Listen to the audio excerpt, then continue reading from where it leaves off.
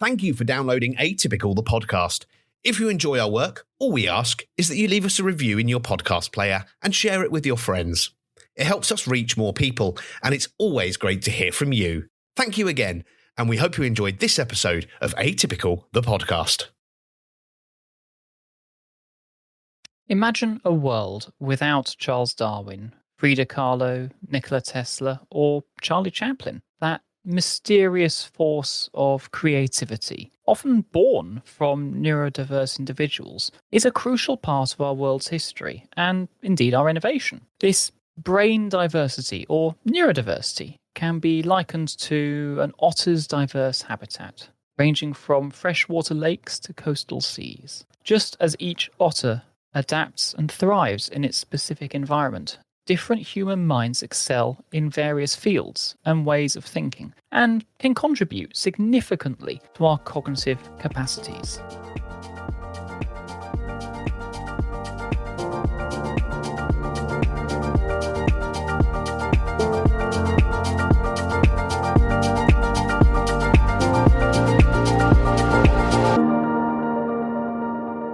When I was first diagnosed with autism and adult ADHD, I finally felt relief at understanding my somewhat erratic brain. I ended up diving into learning pretty much everything I could about my neurovariations, but a lot of information focused on deficits and challenges, how to act more normal, not entirely empowering, if I was completely honest. And if you want to know more, go back and listen to my episode on ABA, for example. So there I am thinking, I want to know more, and it was a bit different. So, of course, I did what any sane person did and started a podcast. I also became somewhat active in campaigning and took on a role in my work disability network to help others appreciate their brain's more distinct abilities. But lately, I've been pondering on the origins of it all. What did it mean to early people? How has it changed over the years? What is the value of those variations to humanity? And I guess, driven by my curiosity, I ended up doing a bit of a stereotype thing and hyper-focusing on those questions and finding research.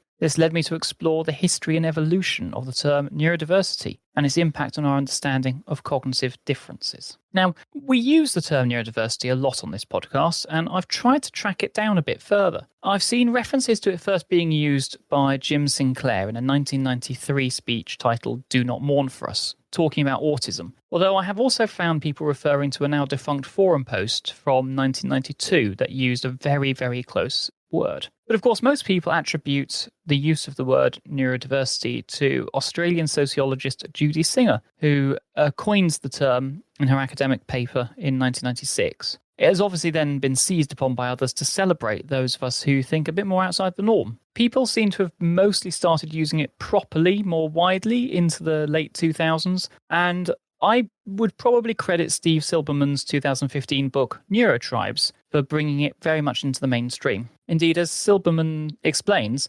neurodiversity recognizes that human brains naturally vary, with different styles of thinking, perceiving, and being. Like biodiversity for ecosystems, neurodiversity strengthens and supports communities. Obviously, how boring would it be if we all thought alike?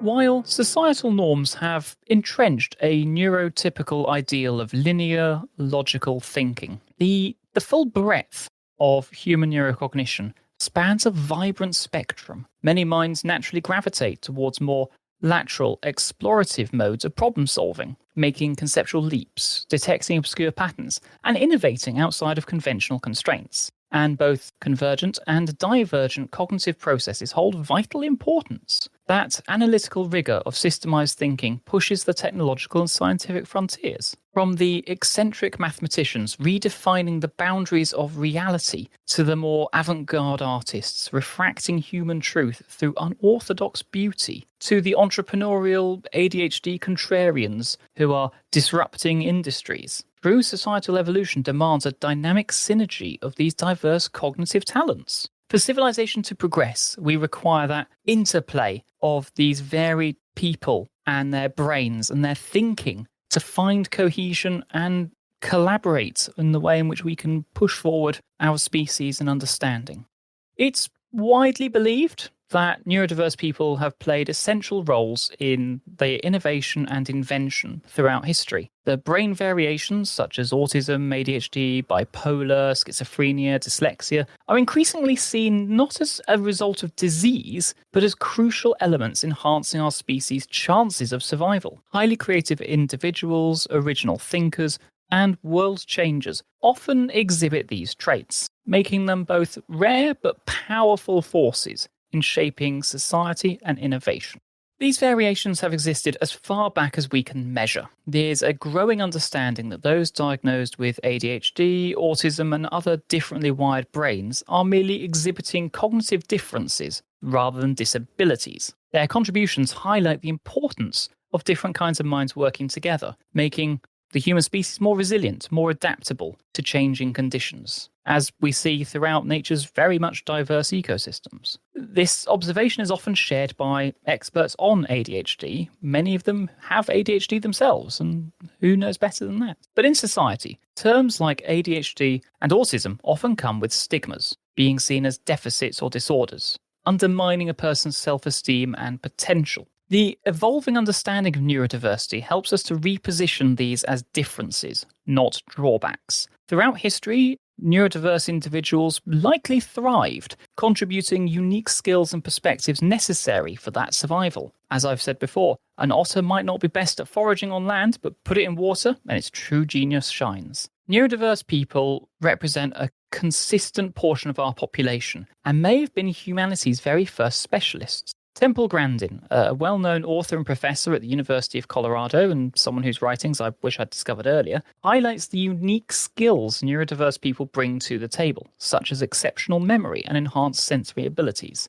Such traits would likely have been terribly valuable in a time when cultural knowledge was stored in people's memories and when heightened sensory abilities were, crucial to survival. Evidence is limited, but bones and artifacts provide clues about cognitive abilities of prehistoric peoples. In those ancient hunter-gatherer societies, we can surmise that flexible minds able to process information differently, see the world more broadly, and adapt readily would have had those survival chances and advantages. Such versatile thinking likely transformed early human existence, changes that may have given rise to social hierarchies and indeed much more complex societies. Some researchers theorize that in the harsh prehistoric world, neurodivergent people would have thrived. Traits that we pathologize today as ADHD, hyperactivity, distractibility, impulsivity, may have provided superior awareness of dangers and opportunities. As anthropologist Lauren Cordain hypothesized, ADHD likely emerged as an advantageous hunter-gatherer cognitive niche. That relentless hypervigilance proved highly adaptive when humanity's survival depended on constant environmental monitoring. Similarly, autism's ability to hyperfocus while shutting out distractions would have benefited crucial tasks like tool-making and hunting. After around 100,000 years ago, the archaeological record shows the relatively sudden emergence of inventions like the spear thrower, multi-component harpoons, and tiny microlithic stone tools, which were essential for colonizing previously unoccupied regions. These innovations in technology, appearing after a long period of relative stasis, suggests the influence of more neurodivergent minds with a unique focus on understanding and manipulating the systems around them. The philosopher Matthew Ginther has speculated that autism's origins may stem from a genetic enhancement that promoted tribalistic behaviors, intense interests, and superior skills like pattern recognition, all very valuable for small, closely bonded prehistoric bands. The incorporation of autistic individuals into those early human groups may have played a key role in the widespread collaboration and exchange of materials between groups seen in the archaeological record at that 100,000-year point. The rigid, rule-based sharing systems, potentially developed by those on the spectrum even, to ensure fairness, could have facilitated cooperation between different groups. Exceptional memories, prized before written records, occur more frequently in autism, schizophrenia, and ADHD. Back when your cultural knowledge resided solely in collective recall, those with the more prodigious memory would have been a vital asset. The famous cave art of the European Upper Paleolithic with its highly realistic and detailed depictions of animals, also hints at the influence of autistic perception and memory. Many experts argue we are neurodiverse precisely because of these cognitive differences and that they enhanced the early human resilience and flexibility. Autism may have been key to technological and social innovations that allowed modern humans to thrive in challenging Ice Age environments across Europe and colonize new habitats throughout the world. It's very possible that neurodiversity provided a more optimal brain-powered ability to adapt to environmental changes, which proved critical to Homo sapiens' survival and indeed eventual domination. The integration of diverse minds into early human societies may have been a crucial aspect of our remarkable evolutionary successes. Dyslexia, for example, often accompanied by strengths in seeing the big picture, may have complemented those people with more focused on details, while dyslexic people like me may struggle in literacy-focused modern life. Many of my fellows possess visual spatial skills that would be extremely useful for prehistoric wayfinding and pattern recognition. Prominent dyslexic strengths like navigating by the stars or a keen awareness of slight environmental cues, grasping the overall terrain contours, would have continued serving nomadic hunter-gatherer groups existing all the way up to the modern day. In other words, variations in neurocognitive wiring have always represented normal human diversity, not disorders. Someone displaying these non-typical traits, far from being disabled, were probably valued for their specialized contributions. Without recognizing their worth, the value that different ways of thinking and seeing the world brings, we lose, 20% or more of potential talents? Our increasingly complex societies arose in significant part due to those who had a particular neurotype. Then, as now, rather than treat those who think differently as disordered, we would do well to appreciate their complementary gift. And indeed, variations in brain wiring have always been, like I said already, a core part of that natural human diversity. And on this podcast, we prefer using that term rather than almost any other. But while some neurodivergent individuals may have been shunned as different or struggled to find a mate or partners, others were likely valued for specialized gifts that enhanced group survival. It's rather speculative, but charismatic individuals with, say, schizophrenia could have emerged as leaders in ancient times. I certainly, whilst I was researching this episode, came across a number of arguments about the oracles at Delphi, potentially having either a neurodivergent condition that combined with volcanic fumes or, in a couple of cases, potentially mushrooms, to give them visions and allowing them to provide advice. But more widely, a charismatic person with unique visions and perspectives may have attracted followers, perhaps guiding group migrations to more favourable locations. Similarly, the daring risk-taking of those with, say, manic depression or ADHD may have enabled human expansion into those new, apparently inhospitable lands. Even initially rare genetic variations that conferred advantages, they've persisted over generations for a reason. What I found quite interesting in my reading was finding one of the genetic sources linked to this relentless curiosity and novelty seeking in ADHD. It's something called the DRD4 gene. I kind of wish Kim was here to help explain this, but it's often called the nomadic gene. With a lowered sensitivity to dopamine, those of us with the DRD4 gene variant can feel underwhelmed by everyday activities. We're neurologically driven to seek out new horizons and adventures in order to get a dopamine fix. This impulse to explore, which combined with adaptability to change, would have been perfectly suited to spur ancient human migration across those hostile environments. I wanted to know more about this, so I turned to my old friend and friend of the show, Dr. Tom, who's an archaeologist, and asked for some thoughts. And like any good professor, he sent me back a paper published in 2008 with a pioneering study undertaken by a team led by Dan Eisenberg, which was looking at a northern Kenyan group of people called the Arial. I've probably terribly mispronounced this, and if anyone knows how to pronounce it properly, I apologize a lot. But of this group, some of them roam around with their livestock, who were termed nomads, while others had decided to settle down in one place. Now, scientists were curious about how their lifestyles might link to their genes, specifically genes related to the dopamine receptor, which, as we've said before, is that little part of your brain that helps control your movements and emotional responses. So they looked at two specific genes, the DRD2 and the DRD4. They initially wanted to see if there were any patterns between these genes and the tribes and the Ariel men's body composition, like their body mass index, for example, which is a measure of body fat based on height and weight. What they found was pretty interesting. For the nomads, those with a specific version of the DRD4 gene, the 7RAL, again, Kim, why aren't you here helping me?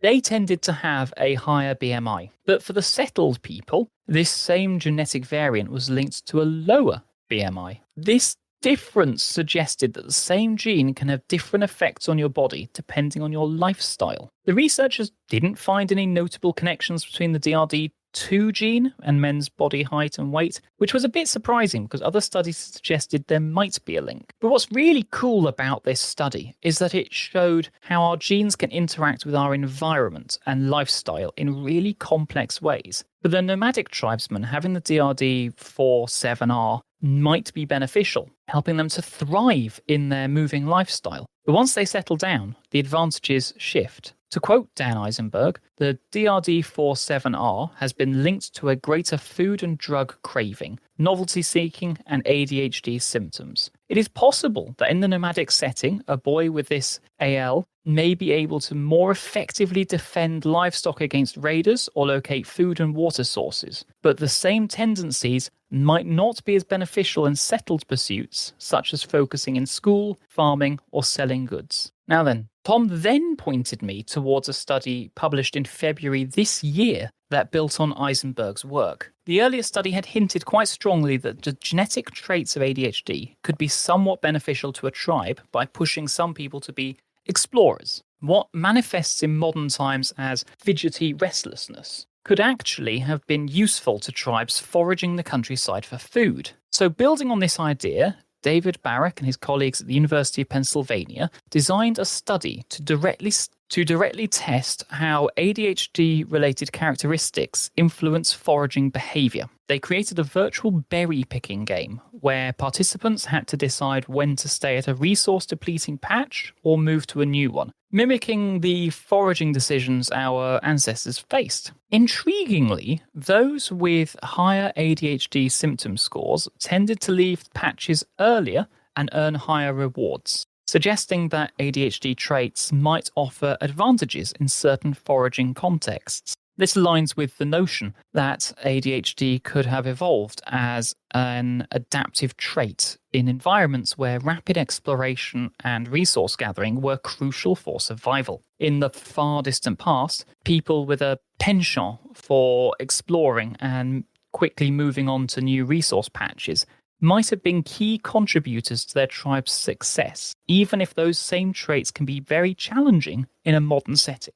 In his book, Origin of the Mind, cognitive neuroscience Merlin Donald described the emergence of inner speech, and go back and listen to our episode on inner speech because it was fun, as the big bang of the fully human mind. This profound transition to modern cognition occurred relatively recently, maybe even as recently as 200,000 years ago. Before language enabled such advanced exchange of ideas and thinking, early humans were not so different from us in innate intelligence and emotional life. Given time and opportunity, their impressive creativity shines through. I spoke before about the stunning cave art of places like Chauveau and Lacoste and others demonstrate even millions of years ago? Good grief, I can't read my own handwriting. That demonstrates that even millennia ago, potentially neurodivergent thinking and talent was most likely encouraged and valued for its gifts to communal culture. It demonstrated human creativity and symbolism, signs of a mind becoming more reflective and able to plan. As Donald described, the development of symbolic inner speech and narration seems to have allowed fully human, or at least recognizably more modern human, cognition to emerge. So while the notion of neurodiversity is relatively new, the underlying thinking has deep roots. I found a number of papers and books where researchers and scientists have theorized that around 50,000 years ago, humans lived in a, and I'm going to quote here, present-focused childhood state of consciousness. I'm always a little wary of this sort of language, and it may reflect on prevalent views of the late 1980s when the Losses was written, but I do feel a little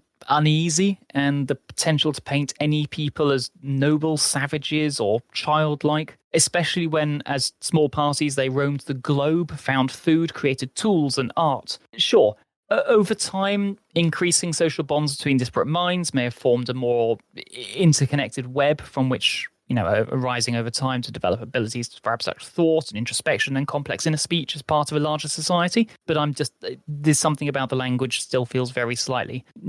But yeah, Donald posits that advanced cognition developed as social groups grew larger, perhaps flickering on in fits and starts before becoming established. Like I say, that big bang of language allowing rehearsal of future scenarios, which may have given birth to the concept of self as we might understand it. So there were likely moments of flickering awareness, early attempts at understanding consciousness before it fully switched on, like young otters first learning to navigate the water, slipping and tumbling before mastering their aquatic realm. The human mind has its initial struggles before conquering its environment, or at least getting a lot more control. Not sure we've really conquered, but still.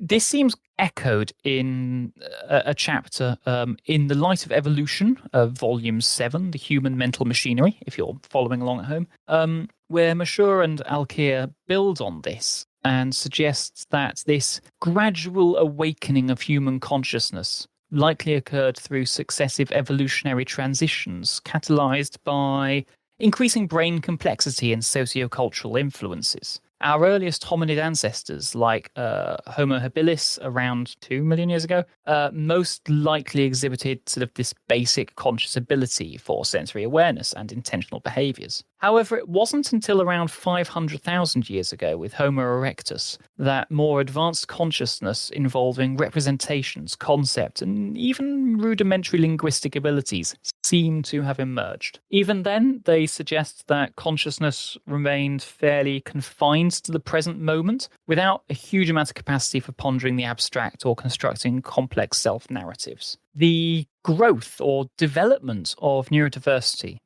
might have provided the raw materials that combined to kindle the creative fire of consciousness. Arguably, our ancestors' genius arose in part from weaving together many different ways of thinking and birthing that new consciousness and awareness as a species. Indeed, writing much more recently in Psychology Today, Paul Thagard echoes Donald's earlier views by describing how consciousness incrementally evolved over millions of years, suggesting that there were probably degrees of consciousness all the way down the phylogenetic scale. I'm very pleased I managed to say that first time.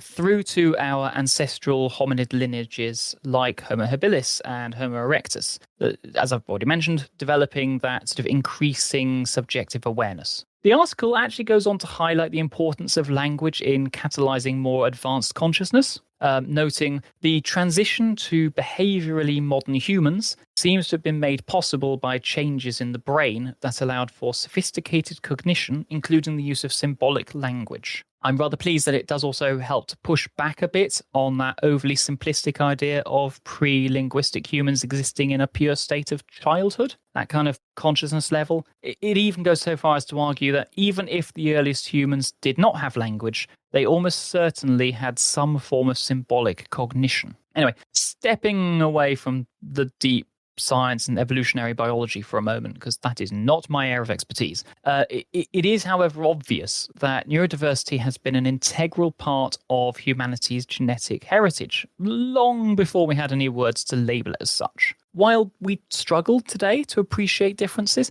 it's very probable that our ancestors recognized how embracing a spectrum of cognitive abilities enabled a level of adaptation and progress. Our very survival as a species stems in part from the contributions of minds that thought outside the box. So, as I've said, it's very possible that in those sort of hunter-gatherer days, the more flexible minds that could process information differently, see the world more broadly, and readily adapt would have had those advantages. And that sort of versatile thinking probably transformed early human life, the kind of changes that have sparked social hierarchies. Interestingly, a paper looking at neurodiversity in national security organizations, of all things, suggested that those early skills translate very well into a useful set of modern skills. They noted that the fundamental strengths that are common among neurodivergent people can include pattern recognition, analysis, visualization, problem solving, memory, and a state of hyper-focus. All very useful in avoiding the tiger in the dark, remembering the best camping sites year on year, and doing whatever it is that national security organizations do. I'm not going to ask, and hopefully they won't look into this. Evidence of lavish burial sites, for example, suggests that some individuals were already accorded more status and privileges, be that from being great warriors or expert trackers, tool crafters, spiritual leaders. Dr. Tom sent me another remarkable example of this with an article about the 9,000-year-old grave of a female shaman discovered in Bad Dürrenberg in Germany, reported in the Archaeology magazine last year. This burial, predating farming in Central Europe by a few thousand years, contained an astonishing array of grave goods, including hundreds of animal remains, flint blades, an antler headdress, all of which attest to the shaman's elevated status within her community. The shaman's skeleton revealed some pretty unique characteristics, including deliberately filed teeth and a spinal deformity that likely induced a rhythmic eye twitch. DNA analysis has shown she was dark-skinned, dark-haired, and light-eyed, challenging some early assumptions about her identity. The grave also contained the remains of a distantly related infant boy, suggesting the shaman may have been sought out for her healing abilities. The extraordinary effort put into marking her grave with an octagon of white quartz surrounding the burial shaft and offerings made centuries after her death attest to the woman's enduring influence and the surprising sophistication of Mesolithic societies in preserving cultural memories. This level of social complexity and specialization and spirituality among hunter-gatherers was likely brought about by the emergence of language, which accelerated the development of tools and the ability to plan and work together. For example, the development of weapons like spears and arrows allowed for an extended lethal power, and the ability to communicate and coordinate hunts or protect the tribe absolutely showcases how things like language and technology intertwine to shape human societies and allow it to advance. Further evidence from discoveries like the Blonombus caves in South Africa reveal intricate symbolic engravings and heat treatment on spearheads crafted with remarkable care, hinting at the presence of extended working memory over 70,000 years ago. These findings potentially reflect the hyperfocus and pattern recognition strengths associated with more neurodivergent minds. The massive communal hunting initiatives and seasonal migratory tracking of prehistoric peoples also suggest cooperative behavioral strengths tied to what we now classify as autism's intense interests and attention to detail. As the anthropologist Lauren Cordain theorized, the nomadic forager existence is heavily selected for a type of hypervigilance found in ADHD as a core survival skill, enabling hunter-gatherers to remain alert to potential threats and opportunities in their environment. As Dr. Tom pointed out to me, the Bad Dürrenberg shaman burial and other archaeological evidence demonstrate that prehistoric societies not only respected and cared for neurodivergent individuals, but also recognized their unique abilities and the value they brought to their communities. These individuals were not merely looked after, but played an active and integral role in the spiritual, social, and economic life of their groups. As such, cognitive diversity appears to have been a key factor in the success and resilience of early human societies, potentially laying the groundwork for social complexity and the technological innovations that followed. Language could be said to bear dual edges. The inner narrative it enables could uplift or attack, influencing not just politics, but personal psyche. Our inner voice both crafts our identity and can assail it like an enemy. With language, inner dialogues grow more complex and diverse. foraging new modes of cognition, and we have to recognize that there are many facets of intelligence: musical, spatial, physical, social, emotional, and many more. As Donald conceptualized it, the emergence of complex linguistic inner narratives enable wholly new modes of abstract, theoretical, metaphysical, and self-conscious thought, which could well have catalyzed that full human mind as we experience it today. The brain is tremendously complex and varied, and we don't fully understand it, but there are definitely areas we know where we excel or can struggle with those different needs. Indeed, the trade-offs between brain regions can underlie extraordinary, almost savant-like skills in memory, maths, music, but are often traded off against social struggles. It's been argued that specialization borrows from other mental areas and could explain the evidence that some autistic savant skills demonstrate these sorts of neural balances and differences. And as science progressed, niche capabilities gain value.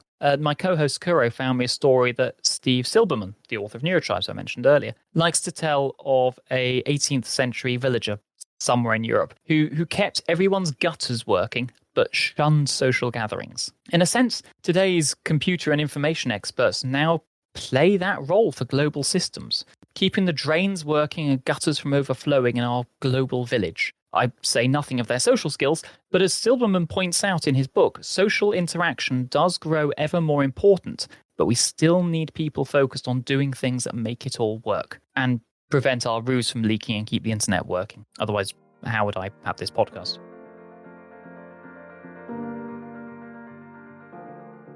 Most of recent history, differences were seen through a religious or moral lens. If you couldn't control behavior, you were deemed possessed or evil.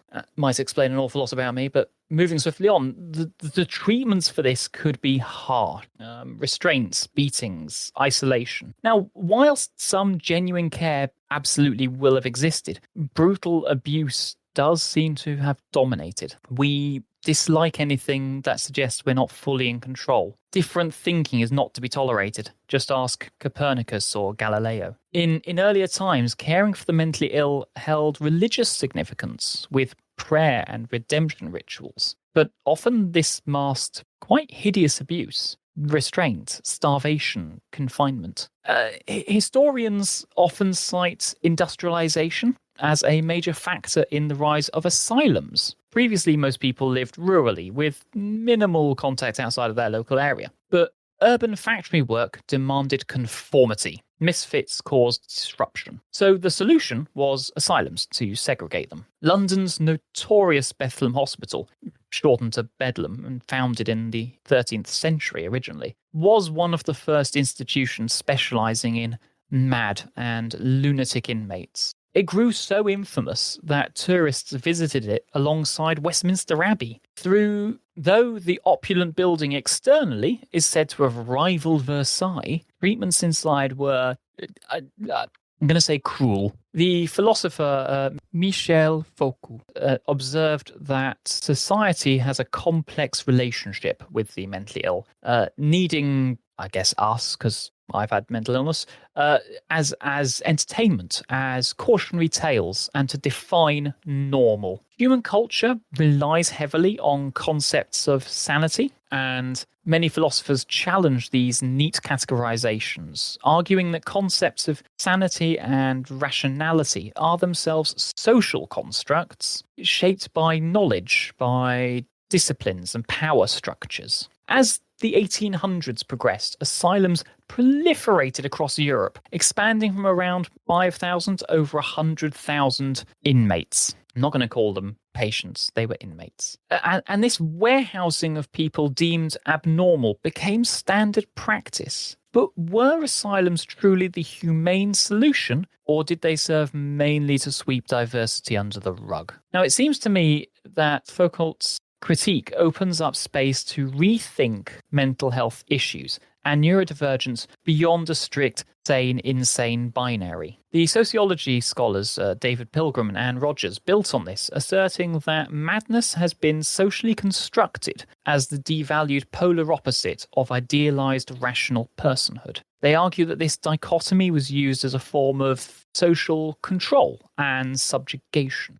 Similarly, the philosopher Ian Hacking explored how the categorization and labeling of conditions like autism serve to render neurodivergent people as deviants from a perceived social norm. By privileging a narrow mainstream cognitive model, it overlooked and pathologized the natural neurodiversity of human beings. And from this more philosophical vantage point, the rise of asylums represented an insidious way for society to other, to segregate, to dehumanize those who exhibited differences in neurological functioning, in behaviors and ways of thinking. Rather than embracing cognitive diversity, a perverse ideology of enforced normalcy prevails. While intentions may have been cloaked in benevolence, the asylum system codified society's inability to make space for neurodivergent individuals as valued participating members. It systematically excluded outliers from economic and social life, reflecting an intolerance for neurodiversity that persists even in modern forms today.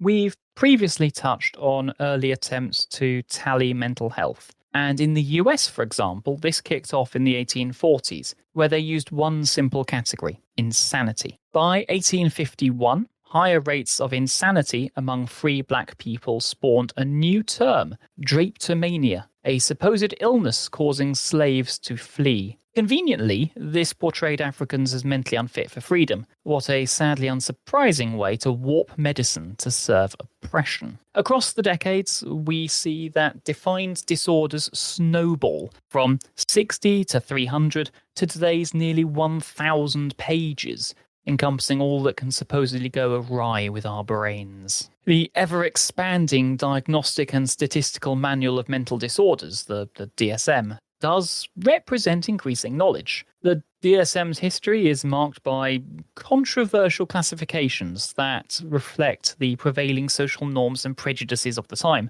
For example, homosexuality was listed as a mental disorder until 1973.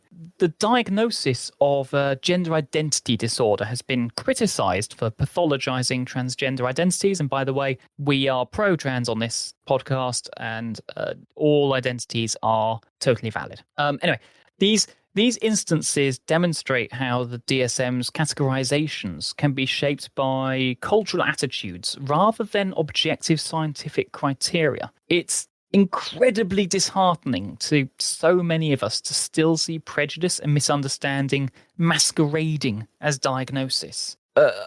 Oppression and lack of diversity appreciation often seem to spawn these supposed disorders. For example, the DSM-5 diagnosis criteria for autism starts with the following statement. To meet diagnostic criteria for ASD, according to DSM-5, a child must have persistent deficits in each of these three areas of social communication and interaction. It goes on to list out various criteria, using the word deficit another 7 times. I think repeated use of the word deficit illustrates how the medical psychological establishment's framing can be inherently dehumanizing from the outset towards neurodivergent people.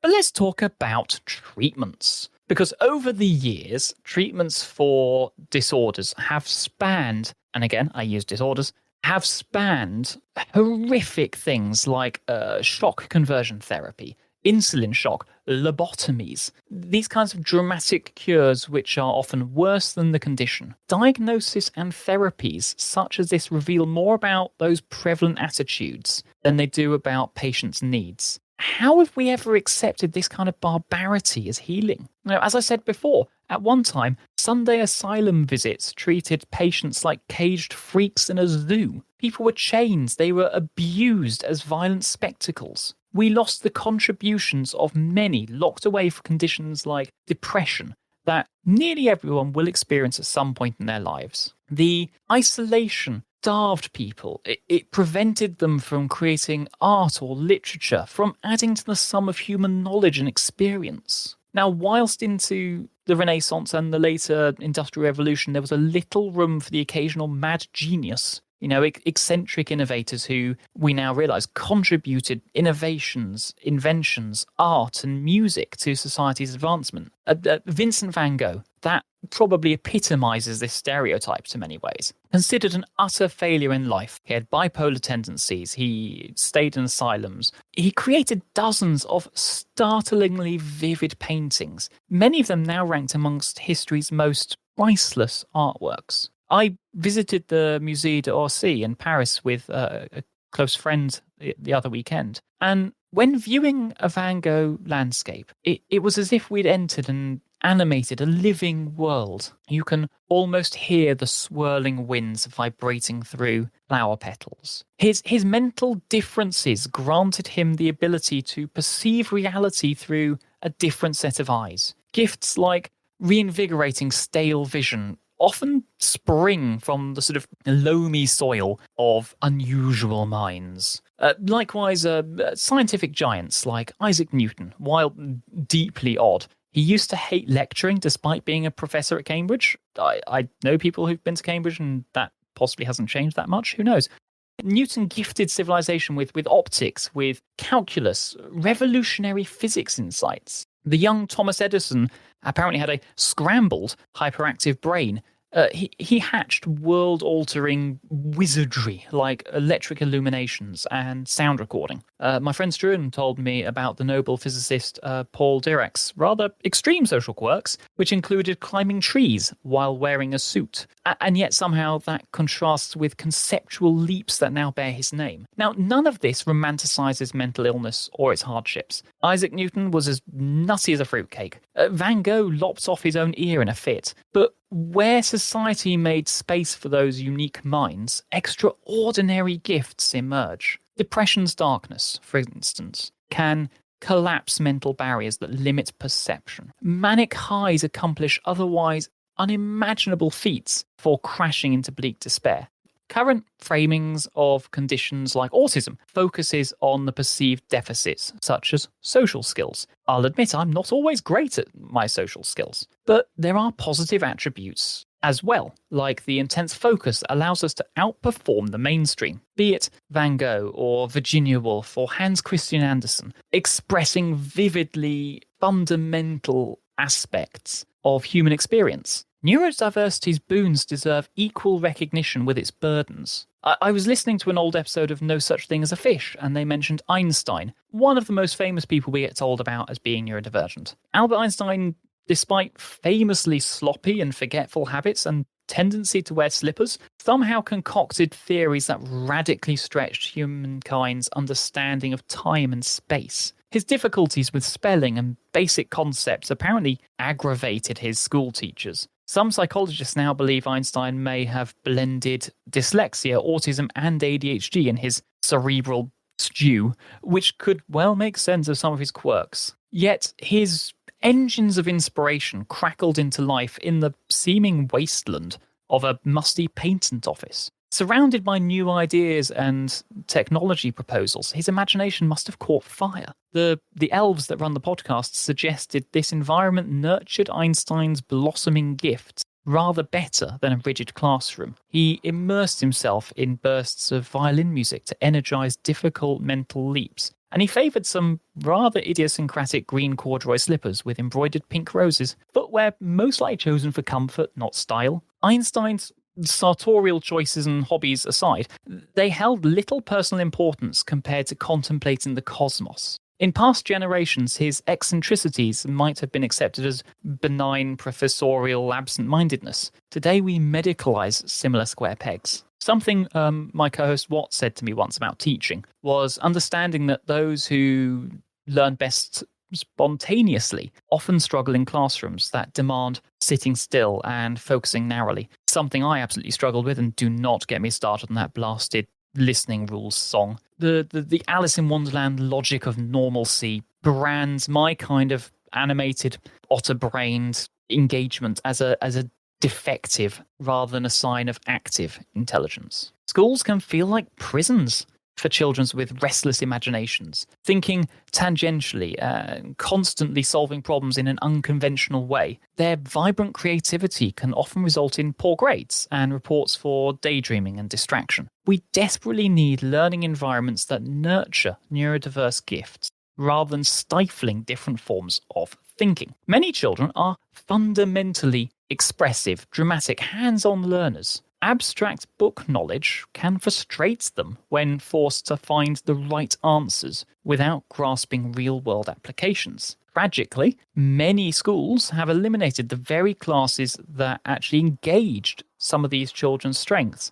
DT, woodworking, depending on where you are in the world, cookery, arts, music. Students need exposure to many different domains to discover their passions. Personally, I know both my co-host Kim and I were quite happy hiding in a corner away from people with a book, but I have friends who would have desperately benefited from being able to use their hands and dig into something more creative. And these overprotective restrictions or short-minded money-saving drives prevent experimentation so desperately necessary for that identity formation and self-discovery. Our dismally narrow education system only exists due to the obsessive focus on standardized testing and one-size-fits-all benchmarks. To fully contribute their talents, children must deeply know their innate gifts and strengths, not just superficially patch up deficits. We rarely build confidence and self-belief most essential for achievement. Being repeatedly told something is intrinsically wrong with you from a young age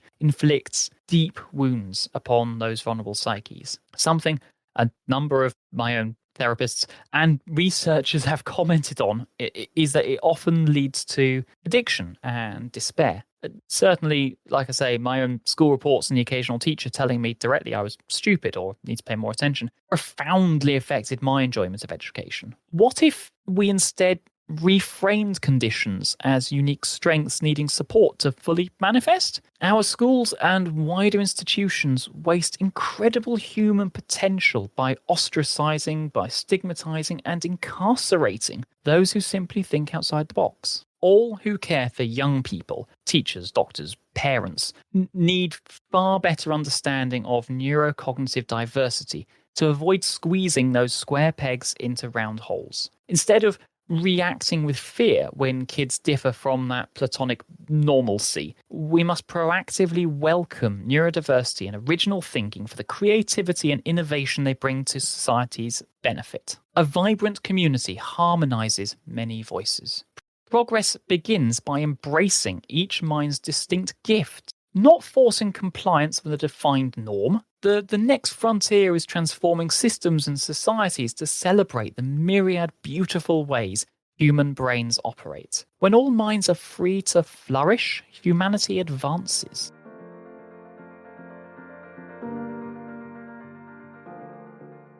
Stepping away from schools for a moment and back to the warehousing of people with differences, and with the horrors and human rights violations of asylum institutionalization becoming publicly known in the 20th century, a number of pioneering voices start to emerge to challenge this systemic mistreatment of neurodivergent individuals. One of the most impactful was the Italian psychiatrist Franco Basaglia, who led the democratic psychiatry movement to abolish the asylum system and reintegrate long-term patients into communities. Basaglia's work at the psychiatric hospital in Gorizia during the 1960s exposed how these institutions relied on enforcing dehumanizing discipline, power hierarchies, and rigid adherence to social norms of acceptability. Through practices like simple open-door policies and doing away with enforced uniforms, Basaglia demonstrated that patients flourished when granted autonomy and having their individual differences embraced rather than pathologized. His reforms helped catalyze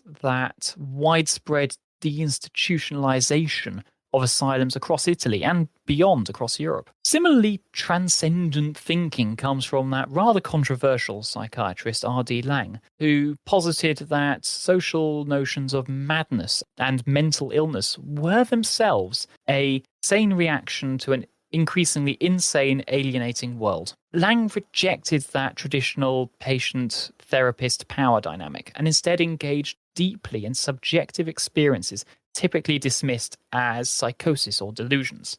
His views held that the pathologizing of human neurodivergent experience was a mechanism society used to enforce conformity and uphold a rational mythology disconnected from authentic human nature. Lang saw madness not as a disease to be cured, but as a voyage of spiritual rebirth that could shine a light on how to be more fully human. Both Basaglia and Lang's philosophies represented a seismic ideological shift. Rather than defining neurodivergence as a problem, demanding clinical treatment or institutionalization, it was society's inability to make space for cognitive differences and unique perspectives that was the true issue to be remedied. Their work empowered neurodivergent individuals as valuable members of the human spectrum, not defective outliers in need of correction. These ideas formed a cornerstone for the proliferation of that deinstitutionalization of disability rights movements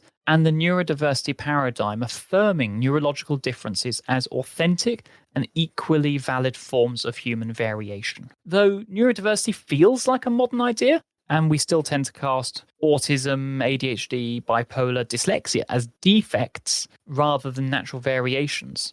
And as I've already discussed, the evidence shows that these neurovariations provided advantages throughout our evolution, shaping who we are today.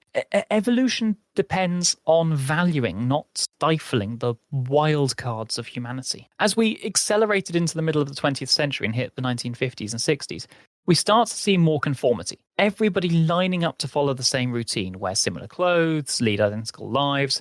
After the tumult of the Second European Disagreement, people sought calm and predictable experiences. Psychiatry shifted to normalize the population within tight parameters. Eccentrics and misfits were medicalized and stigmatized. The standard became a 9-to-5 job, a mortgage, a stay-at-home wife, 2.4 children. This nuclear family was the model life package. New medications and controversial treatments like electroshock started sneaking in with the apparent aim of fixing abnormalities. Diagnosis started to focus more on problems rather than nurturing strengths and talents, essentially moving towards defining disorders by deficits. Ironically, the drive to define normalcy births the notion of abnormality. For example, emerging IQ tests aimed to measure intelligence, but they merely quantified prejudice, with low scores earning derisive labels like imbecile or moron. These tests were constructed in service to, well,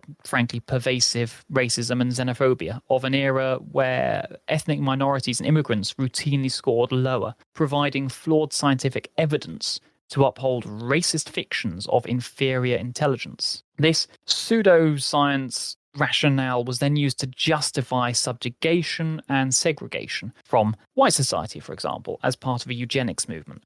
And some psychologists pushed eugenics too, selective breeding to weed out undesirables. They believed standardized tests could identify and segregate inferiors, but diversity and cognitive variability strengthen us as a species. We need different thinkers and perspectives collaborating to grow as a society. Unfortunately, and as I explored in the History of Dyslexia episode at Christmas, their assumptions infiltrated education quite extensively. We still rank students against standardized benchmarks and tests, but the one-size-fits-all standards do often limit potential. Unique brains, like lots of people listening to this podcast, I hope, thrive through different approaches. And by evaluating children against mediocre norms, we suppress their brilliance that's waiting to bloom. Imagine how education shaped for restless minds might have primed future Einsteins and Curies to direct their gifts rather than suppress them. Our most innovative thinkers succeed not by conforming to the norm,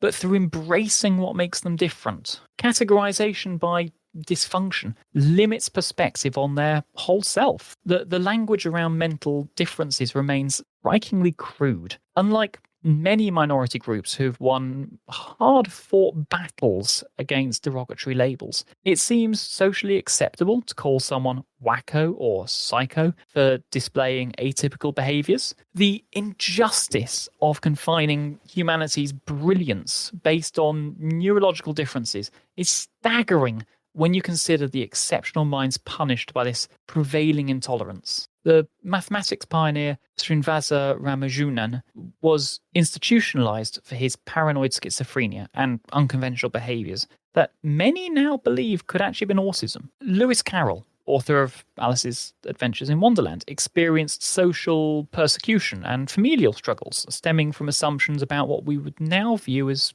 neurodivergence. Prejudice robbed human civilization of boundless neurological potential throughout history. Visionaries like Nikola Tesla, Emily Dickinson, Hugh Everett III, the trailblazing physicist behind the many worlds theory, all navigated hostile environments that actively pathologized their atypical neurocognitive operating systems. Their invaluable contributions came in spite of, not because of, their treatment by the status quo that was needful of standardizing eccentricity. Normality has fuzzy edges. Human diversity defies simplistic boxes. We each experience existence in our own unique way.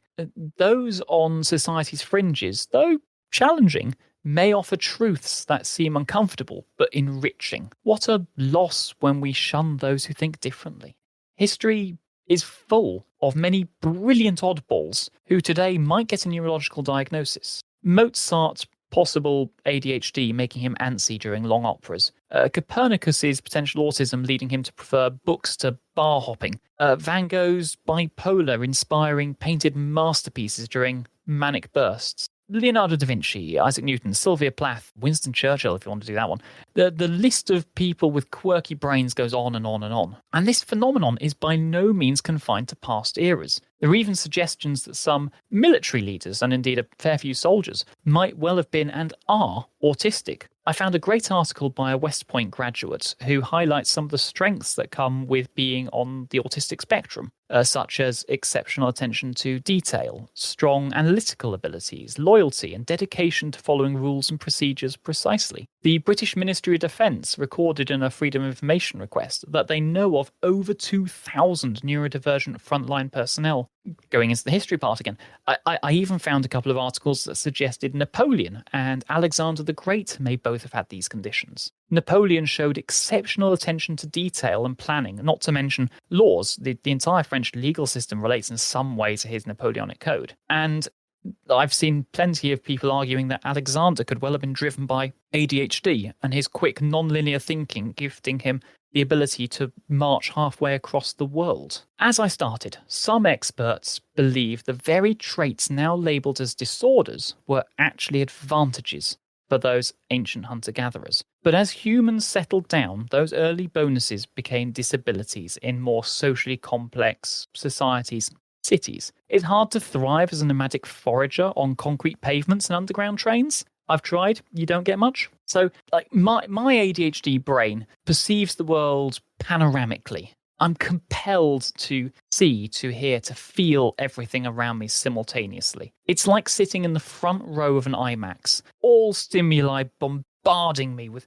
surround sound, always occupying the foreground. There is a flood of input, which explains my challenges focusing and sometimes overwhelms the autistic part of my brain, which requires me then to hibernate somewhere quiet and calm, to go for a long walk or to read a book.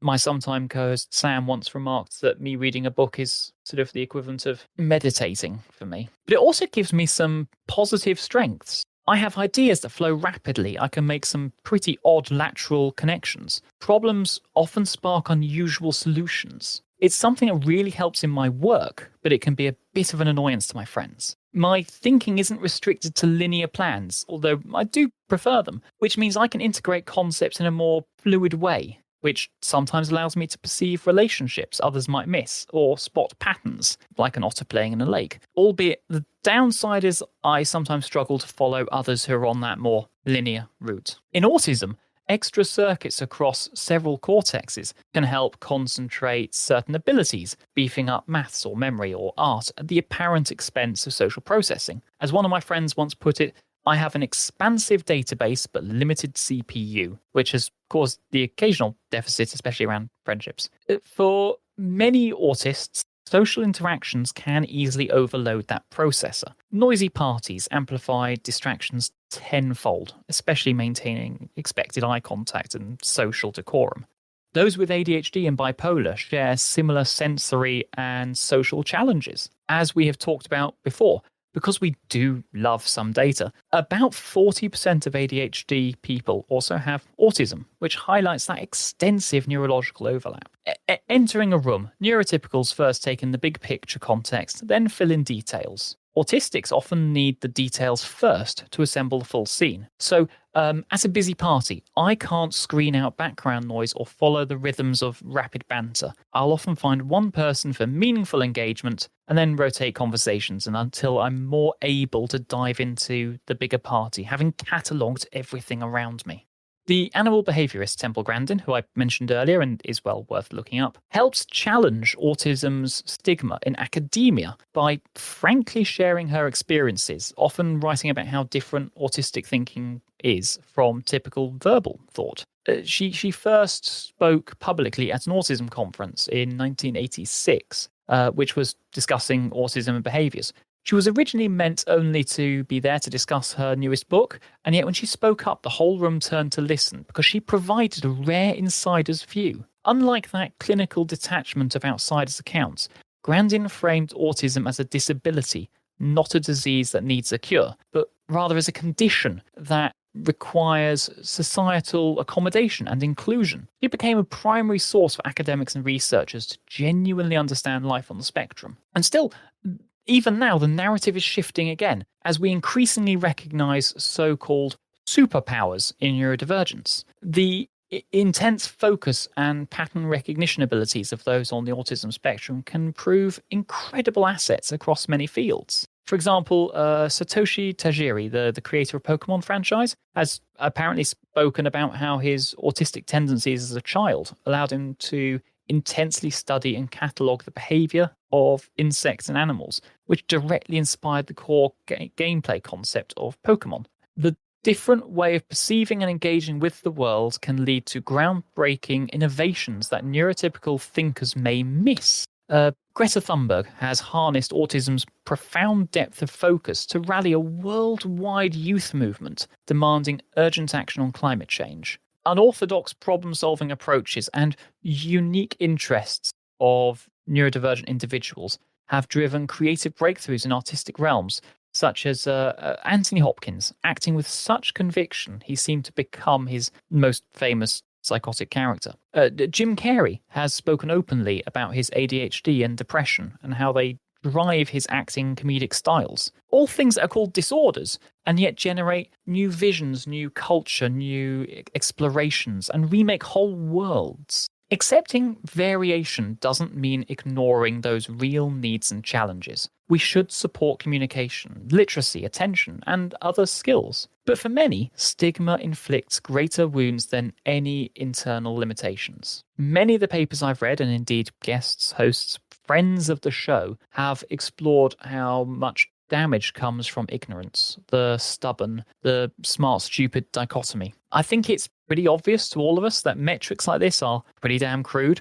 Brilliance has infinite flavours. One can be gifted creatively, yet struggle with schedules. The whole issue around the disorder tags are that they both minimise people and obscure specific strengths and weaknesses.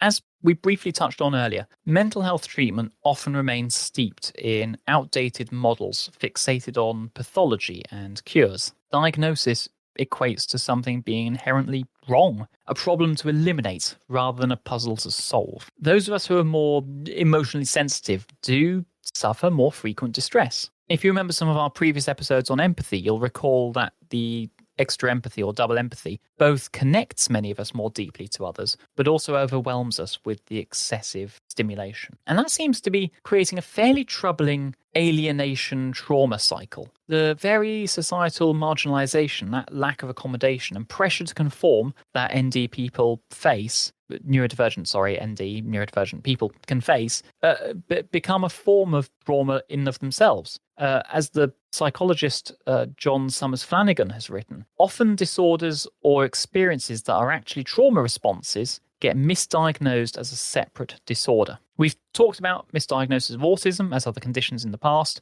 Marianne has talked at length about some of the issues that's caused for her, and she's desperately not alone. And while putting together notes for this episode, I came across researchers who have found that many behaviours that are pathologized as discrete disorders in the DSM may actually just be natural responses to lived experiences of othering and exclusion. Because we do like a little bit of validation. It's fine, it's great. But we must reiterate that being denied an authentic neurocognitive expression, that repeated alienation, that repeated othering, can and does result in trauma, which then manifests as new symptoms leading to further clinical labelling, which perpetuates that cycle of marginalisation all over again. Trauma expert Dr. Mary Vaccaro advocates depathologizing common trauma responses like dissociation that get characterized as mental illness when applied to neurodivergent people. In this way, the extremely valid human responses to societal othering and exclusion get reframed understandable and not recycled into those further traumas. We urgently need to welcome diversity and patiently draw out the gifts of neurodivergent people, what they have to offer. So what if we viewed conditions like ADHD, autism, dyslexia as useful assets, not powers,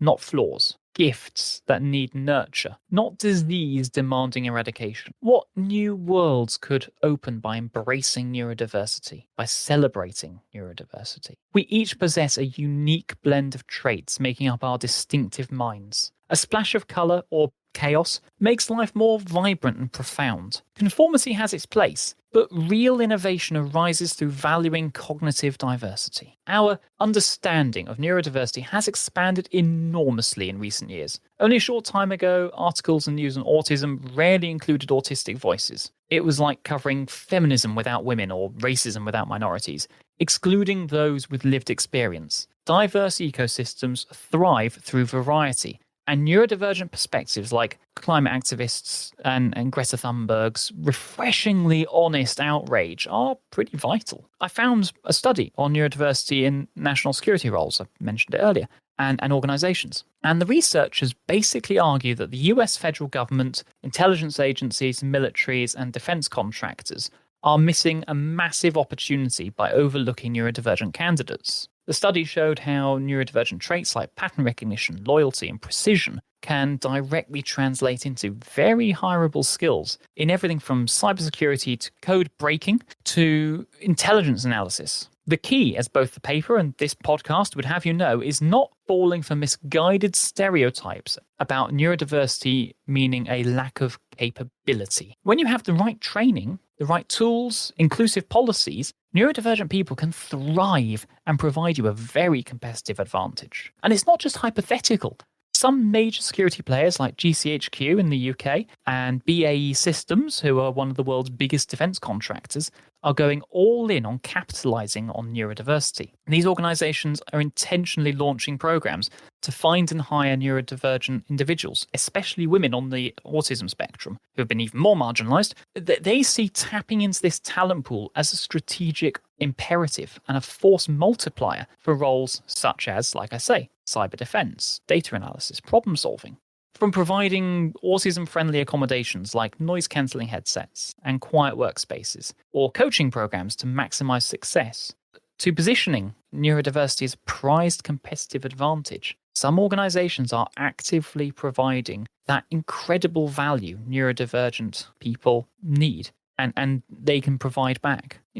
Back to the world of the arts and media, adding to the growing list, we have actors like Dan Aykroyd and Anthony Hopkins, news presenter Melanie Sykes, who calls her ADHD a positive diagnosis. On social media, Neurodivergence has exploded into an empowerment movement. TikTok and Twitter abound with strength-based takes on conditions once seen as shameful deficits. Alongside the various superpower proclamations are raw frustrations like inability to read social cues or control one's speech.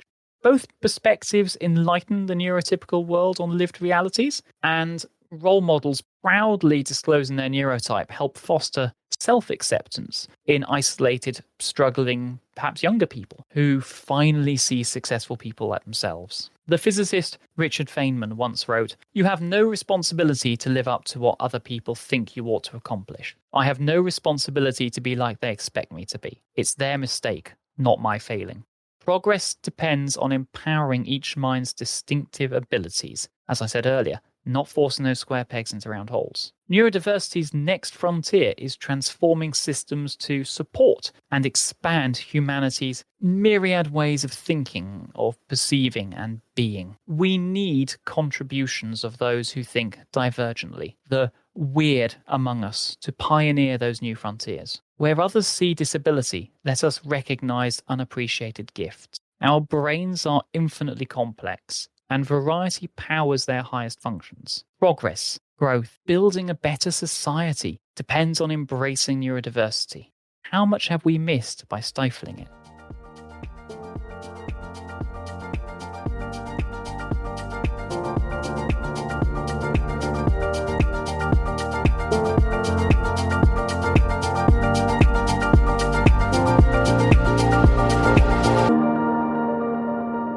Thank you for listening to Atypical today. Those of you who've listened to previous episodes, you know I'm Simon He, they. I'm the main host on this podcast. And this episode has been months in the making. And if you made it this far through my info dumping, you're probably neurodivergent. So welcome to the club. I am indebted to my co-hosts Kuro and Watt, who helped contribute to this, to my dear friend Dr. Tom, the archaeologist extraordinaire, who found me so many really interesting articles, to the many researchers, authors, artists, and those who have gone on record to talk about neurodiversity. But most of all, I'm indebted to Kim, who not only helped me sort of get everything into position, she helped me with all my random notes, my badly written sentences, and bizarre paragraphs, getting them some kind of order. All mistakes that slip through are mine, and all I can say is it's Neurodiversity Celebration Week. Cut me some slack. I do hope that you are keeping well and have a very pleasant week. Bye-bye. And the dish ran away with the spoon.